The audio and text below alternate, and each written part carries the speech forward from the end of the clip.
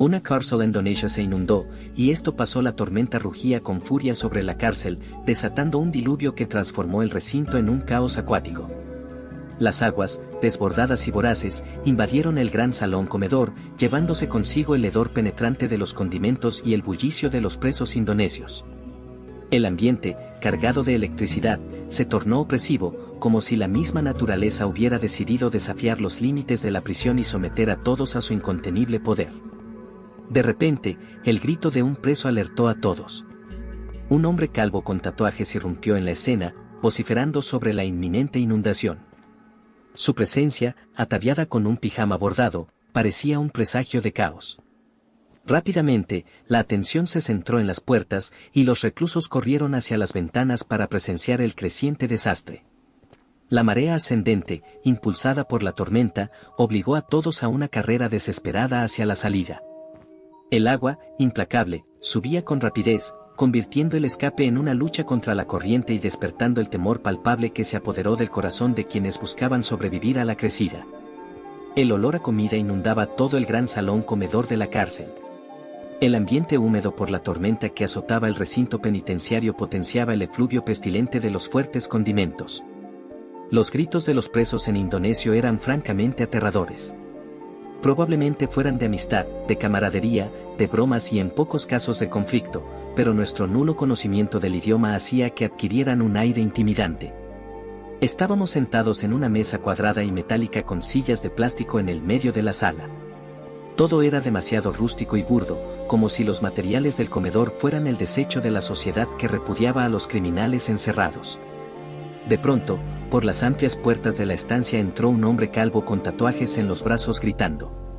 Su pijama bordado causaba un mayor efecto de atención en todos los concurrentes al almuerzo. La mayoría de los presos fueron a mirar por la ventana. Sentí cierta inquietud, como si en el fondo de mi ser supiera que algo sucedería muy pronto. Mi madre sostenía la mano de mi padre con cariño y complicidad y mi hermana me miraba con preocupación.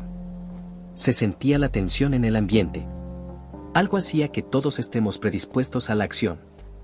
Es un sentimiento que no sé cómo explicar, pero estoy seguro que muchos de los que sobrevivimos lo sentimos así. Uno de los presos se aproximó a nuestra mesa y nos pidió en un inglés muy correcto que fuéramos a mirar con los demás. Mi padre se levantó rápidamente para evitarnos el mal trago de convivir con personas tan agresivas. Volvió en poco tiempo y nos contó que todo se estaba inundando y que teníamos que salir. La cárcel, enclavada en un valle, era ideal para propiciar este tipo de rápidas inundaciones. Era algo que sucedía con cierta frecuencia. Como si sus palabras fueran un interruptor que activara el miedo de las personas, empezamos a correr hacia la salida. El agua empezaba a rozar nuestras pantorrillas. Corrimos con la desesperación que da el profundo miedo que se suele pasar en momentos de crisis. La velocidad de nuestra carrera parecía no bastar para superar a la naturaleza, puesto que con velocidad asombrosa, el agua nos llegaba hasta la parte superior de los muslos. Sujeté firmemente la mano de mi madre para correr con más intensidad, marcando así un antes y un después en nuestra huida. Los presos que se quedaban rezagados eran empujados por la violencia del agua que subía rápidamente. A medida que íbamos corriendo, la pendiente de una de las colinas que rodeaba la cárcel se hacía más pronunciada y difícil de subir. Avistamos una malla metálica que rodeaba un terreno de cultivo. Corrí hacia ella porque presentía que necesitaríamos sostenernos de ella para evitar perecer. En el mismo instante de alcanzar mi objetivo, me di cuenta que no sabía dónde estaba mi padre y mi hermana. Ese instante de terror absoluto no se lo deseo a nadie. Afortunadamente, estaban a unos 20 metros de nosotros, firmemente aferrados a un árbol.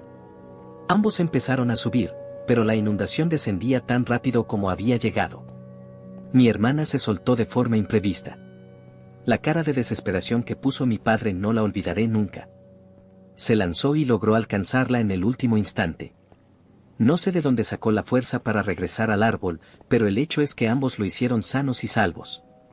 Sin embargo, tenía otras preocupaciones, puesto que mi madre perdía firmeza en su agarre. El esfuerzo que hacía era notorio.